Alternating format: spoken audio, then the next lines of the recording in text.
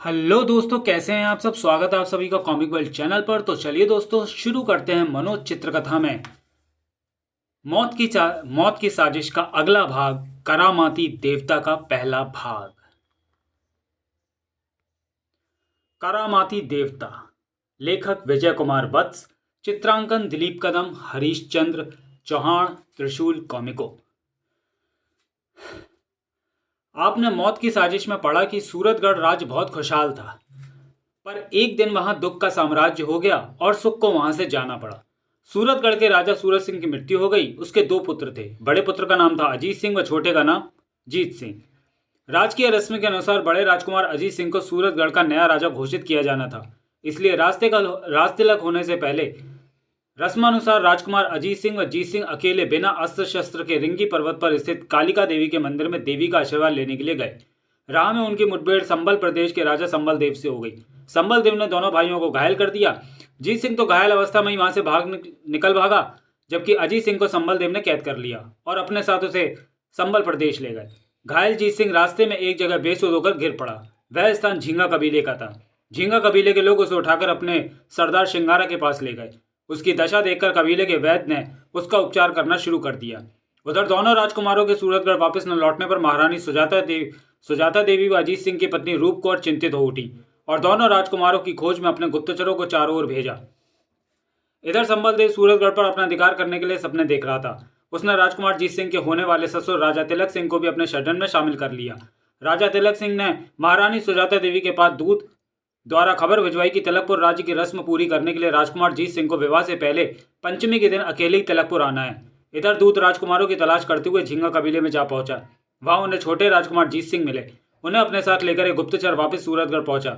जीत सिंह को अकेला देखकर महारानी सुजाता देवी और रूप कौर हक्की बक्की रह गई। आगे क्या हुआ, यह प्रस्तुत चित्रकथा में पढ़ें। बेटा, अजीत सिंह कहाँ है? माँ, मैं और बड़े भैया रिंगी पर्वत की ओर बढ़े चले जा रहे थे कि राह में राजा संबल देव से हमारी मुठभेड़ हो गई। फिर जीत सिंह ने सारा किस्सा महारानी सुजाता देवी को कह सुनाया। सारी बात सुनकर, बेटा, इसी को भाग्य का खेल कहते हैं। जो एक दिन सूरतगढ़ का राजा बनने वाला था, आज संबल देव का बंदी है। पता नहीं अजीत सिंह संबल देव की कैद में कैसे दिन काट रहा होगा। माँ, तुम फिक्र ना करो, मैं शीघ्र ही भैया को छुड़ा कर ले आऊँगा। मैंने उनसे चलते चलते कहा था कि अपने जिद्दी स्वभाव के कारण राह में किसी से टकरा न बैठना। आखिर वही बात हुई जिसका मुझे डर था। हे भगवान, अब क्या होगा। सहसा महारानी सुजाता देवी को कुछ याद आया। बेटा, तुम्हारी अनुपस्थिति में तुम्हारी होने वाली ससुराल तिलकपुर से राजा तिलक सिंह का पत्र आया था। राजा तिलक सिंह का पत्र? क्या लिखा था उन्होंने पत्र में? उन्होंने यहाँ की रस्म के अनुसार विवाह से पहले तुम्हें एक बार अकेले पंचमी के दिन अपनी ससुराल जाना है। माँ, सबसे पहले तो मुझे भैया को राजा संबल देव की कैसे छुड़ाने संबल प्रदेश जाना है। मैं भला अभी तिलकपुर कैसे जा सकता हूँ? पर बेटा, मैं तो राजा तिलक सिंह के दूत को वचन दे चुकी हूँ कि तुम पंचमी के दिन तिलकपुर पहुँच जाओगे। ठीक है माँ, मैं आपका दिया वचन झूठा नहीं होने दूंगा।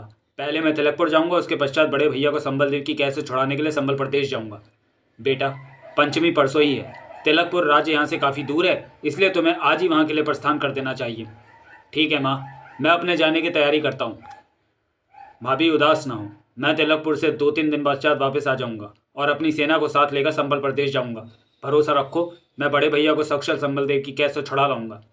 मुझे तुम्हारी योग्यता व वीरता पर पूरा भरोसा है देवर जी। कुछ देर बाद, अच्छा माँ, अब मुझे आज्ञा दो।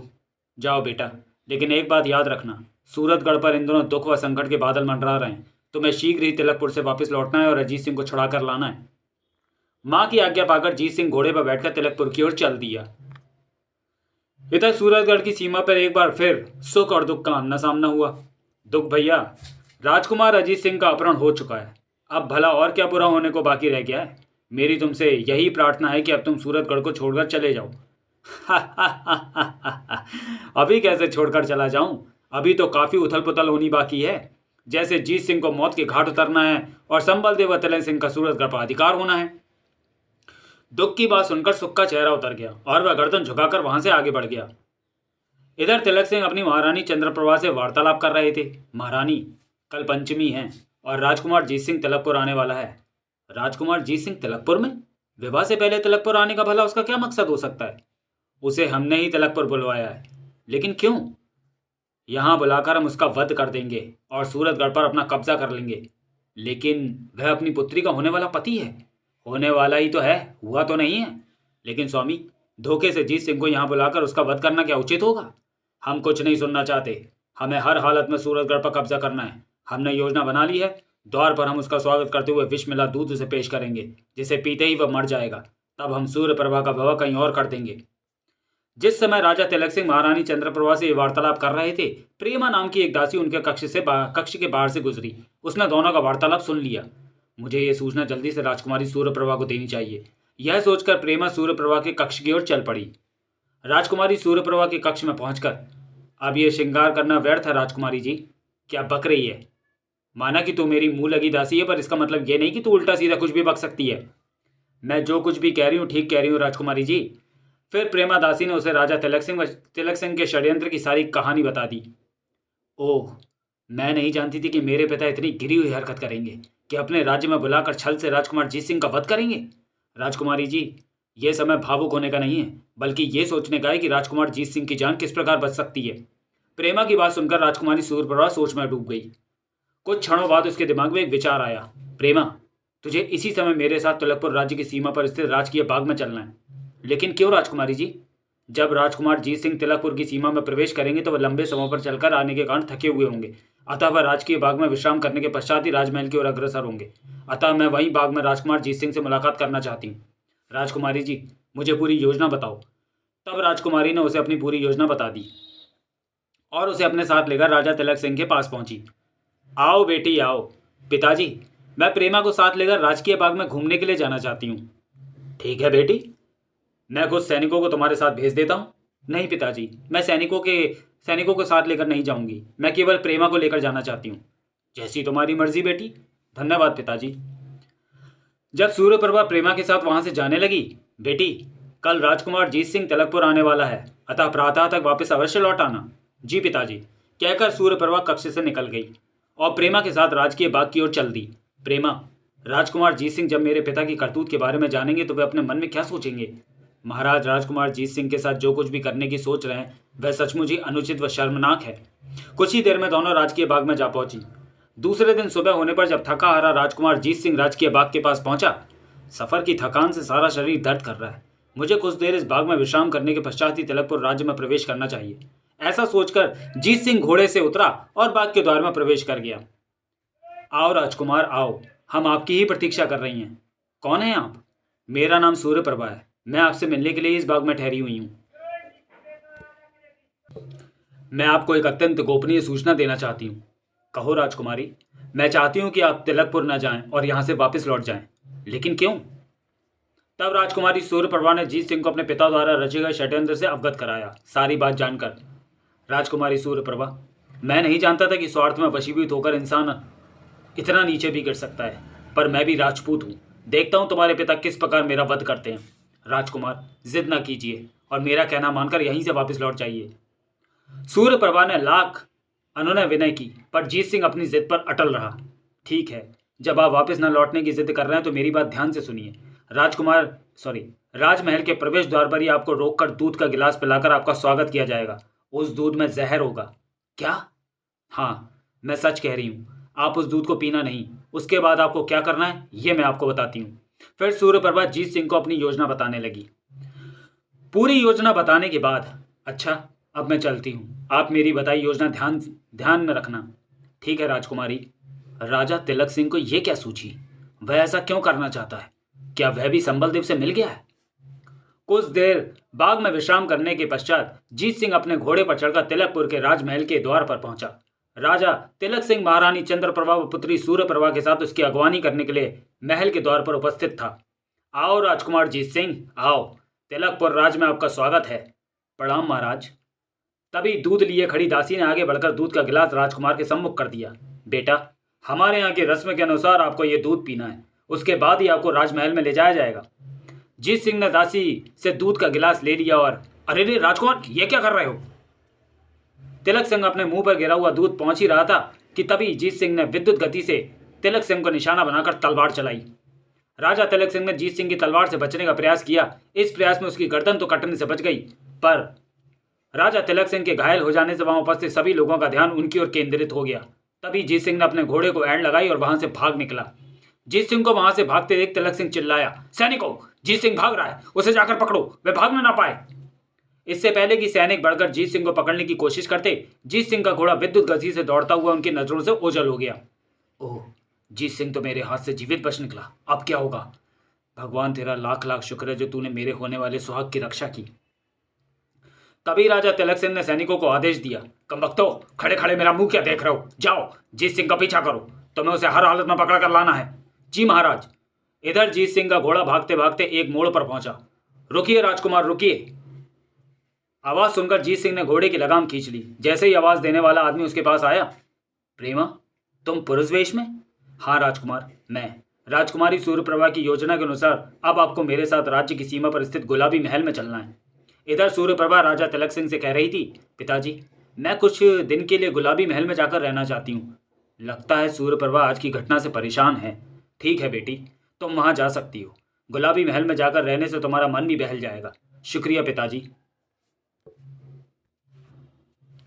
गुलाबी महल में पहुंचकर सूर्यप्रभा राजकुमार जीत सिंह से बोली, राजकुमार, अब भी मेरा कहना मान लो और यहां से अपने राज्य वापस लौट जाओ, वरना मेरे पिताजी आपको जीवित नहीं छोड़ेंगे। सूर्यप्रभा, राजपूत मौत से नहीं डरते, केवल कायर लोग ही मौत से डरकर भागते हैं। मैं कायरों की तरह पीठ दिखाकर तिलकपुर से नहीं जाऊंगा। राजकुमार, भारतीय नारी एक बारी पति का वर्ण करती है। मैं भी आपको अपना पति मान चुकी हूँ, अतः आपका मंगल होते नहीं देख सकती। तुम्हारे विचार जानकर मुझे प्रसन्नता हुई सूर्यप्रभा। मैं तुम्हारी मनोभावना को अच्छी प्रकार समझ रहा हूँ, पर मैं मजबूर हूँ, तुम्हारा कहना नहीं मान सकता। राजकुमारी सूर्यप्रभा समझ गई कि राजकुमार जीत सिंह को समझाना व्यर्थ है, अतः वह बोली, राजकुमार, मुझे आपके विचार जानकर अत्यंत प्रसन्नता हुई है और मुझे गर्व है कि पति के रूप में मुझे आप जैसा वीर पुरुष मिला है। मुझे भी तुम पर गर्व है सूर्यप्रभा। संकट की घड़ी में तुमने मेरा साथ दिया है, इसके लिए मैं तुम्हारा आभारी हूँ। इधर राजा तिलक सिंह महामंत्री सूरज सिंह से मंत्रणा कर रहा था। महामंत्री जी, जीत सिंह इतना कायर नहीं कि वह हमसे डरकर यहाँ से भाग जाएगा। वह तिलकपुर में ही कहीं छिपकर हम पर वार करने की योजना बना रहा होगा। महाराज, उसे अपने जाल में फंसाने का एक ही उपाय है। वह उपाय कौन सा है महामंत्री जी? उसकी वीरता को ललकारा जाए। संभव है ऐसा करने से वह खुलकर हमारे सामने आ जाए। कहकर महामंत्री सूरज सिंह ने राजा तिलक सिंह को एक योजना बताई। उस योजना के तहत तिलकपुर में तुरंत मुनादी करवा दी गई। राजकुमार जीत सिंह जहां कहीं भी छिपे हुए हैं, वह इस मुनादी पर ध्यान दें। यदि वह अपने आप को वीर समझते हैं तो तिलकपुर राज्य की सीमा के पास विकराल वन में रहने वाले काले बाघ का शिकार करके दिखाएं। तभी राजा तिलक सिंह उनकी वीरता का लोहा मानेंगे और अपनी पुत्री सूर्यप्रभा का विवाह उनसे करेंगे। प्रेमा दासी भी उसी भीड़ में खड़ी हुई मुनादी सुन रही थी। मुझे शीघ्र ही गुलाबी महल जाकर राजकुमारी सूर्यप्रभा को इस मुनादी के बारे में बताना चाहिए। प्रेमा दासी झटपट गुलाबी महल पहुंची और राजकुमारी सूर्यप्रभा को सारी बात बताई। सारी बात सुनकर, ओह, तो पिताजी एक बार फिर राजकुमार जीत सिंह को अपने जाल में फांसने के लिए काले बाघ के शिकार की चाल चल रहे हैं। मुझे ये सारी जानकारी जीत सिंह को दे देनी चाहिए। जब सूर्यप्रभा ने जीत सिंह को मुनादी के बारे में बताया, तुम्हारे पिता ने मेरी वीरता को ललकारा है, अतः अब मुझे उन्हें काले बाघ का शिकार करके ही दिखाना है कि मैं कायर नहीं हूँ। राजकुमार, ये सब मेरे पिताजी की चाल है। वह आपको काले बाघ के बहाने विकराल वन में बुलाकर अपने जाल में फांस लेंगे। आप वहां नहीं जाना। नहीं सूर्यप्रभा, ऐसा नहीं हो सकता। अगर मैं काले बाघ को मारने के लिए वन में नहीं गया तो तुम्हारे पिता मुझे कायर समझेंगे। अब मैं आपको कैसे समझाऊं राजकुमार? तुम फिक्र ना करो सूर्यप्रभा, मैं शीघ्र ही काले बाघ को मारकर तुम्हारे पास लौटूंगा। भगवान करे ऐसा ही हो। फिर जीत सिंह ने तुरंत अपने घोड़े की जीन कसी और विकराल वन जाने को तैयार हो गया। इधर राजा तिलक सिंह ने महामंत्री सूरज सिंह को एक पिटारी देते हुए कहा, इस पिटारी में उड़कर वार करने वाला सर्प है। इसके काटने से मनुष्य तत्काल ही मर जाता है। तुम इस पिटारी को लेकर विकराल वन चले जाओ। विकराल वन में तुम्हें जहां कहीं भी जीत सिंह दिखाई दे, इस पिटारी का मुंह खोलकर सबसे कहना कि वह उड़कर जीत सिंह को डसकर वापस पिटारी में आ जाए। तुम्हारे इतना कहते ही सर्प उड़कर जीत सिंह के पास जाएगा और उसे डसकर वापस पिटारी में आ जाएगा। ओह, ये तो बड़ा ही अद्भुत सर्प है महाराज। उधर विकराल वन में पहुंचकर जीत सिंह ने काले बाघ को काफी खोजा, पर वह उसे कहीं दिखाई न दिया। लगता है काले बाघ को मेरी गंध मिल गई है, इसलिए वह कहीं पर छिपकर बैठ गया है। संध्या होने पर जब वह एक झाड़ी के पास से गुजर रहा था, अरे, जीत सिंह ने तेजी से अपनी गर्दन नीचे झुका ली और बाघ के वार को नाकाम कर दिया। ओह, तो यही काला बाघ है। फिर जीत सिंह ने तेजी से म्यान से तलवार खींचकर काले बाघ पर झपटा और गुर्राते हुए बाघ के मुंह में अपनी तलवार घुसेड़ दी। बाघ के मुंह से खून का फव्वारा फूट पड़ा। फिर कुछ देर तड़पने के बाद बाघ ने दम तोड़ दिया। तब जीत सिंह ने घोड़े से उतरकर मृत बाघ के मुंह से अपनी तलवार निकाली। उधर दूर झाड़ियों में छिपा हुआ महामंत्री सूरज सिंह झाड़ियों से बाहर निकला। सचमुच ही जीत सिंह वीर राजपूत है, तभी तो विकराल वन में आतंक मचाने वाले इस नरबक्षी काले बाघ को इसने पल भर में ही मार दिया।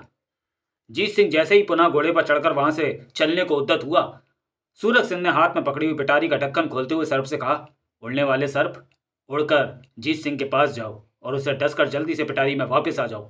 सूरज सिंह का इतना कहना था कि और अगले ही पल सर्प जीत सिंह को काटने के पश्चात वापस सूरज सिंह की ओर लौट आया। जीत सिंह का सारा शरीर एक क्षण में ही नीला पड़ गया और वह चकराकर घोड़े पर से गिर पड़ा। कभी दूर खड़ा सूरज सिंह उसके पास आया। कहो जीत सिंह, मृत्यु के आगोश में जाते हुए कैसा महसूस हो रहा है? ओह, तो ये सब तुम नहीं किया है? भला एक वीर को मृत्यु से कैसा डर। तो चलिए दोस्तों, वीडियो को यहीं समाप्त करते हैं और मिलते हैं करामाती देवता के दूसरे और अंतिम भाग में अगले वीडियो में। तब तक के लिए धन्यवाद।